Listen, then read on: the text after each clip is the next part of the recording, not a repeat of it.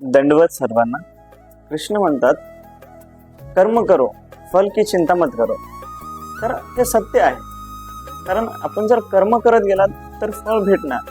जर कर्म करत करत आपण फळाची चिंता करत राहिलात तर आपण समाधानी नाही राहणार. जर आपल्याला समाधानी जीवन जगायचं असेल तर आपल्याला फळाची चिंता करणं सोडणं लागणार आणि आपलं कर्म आपल्या चांगुलपणाने समाधान मनाने करत राहणे तरच आपल्याला चांगल्या कर्माचे चांगले फळ मिळतील.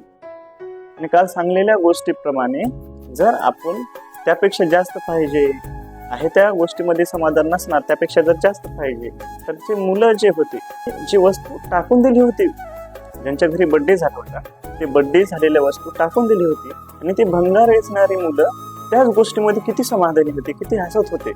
तर ते पाहून मला इतकं समाधान वाटलं आणि इतकं त्या गोष्टीमधून शिकण्यासारखं वाटलं की आपण पण आपल्याला ज्या गोष्टी भेटतात त्या गोष्टीमध्ये समाधानी असणं गरजेचं आहे. तरच आपल्या जीवनामध्ये समाधानपणे शांतता राहील आणि फळ आयुष्यामध्ये नक्कीच भेटणार आपल्या चांगल्या कर्माला.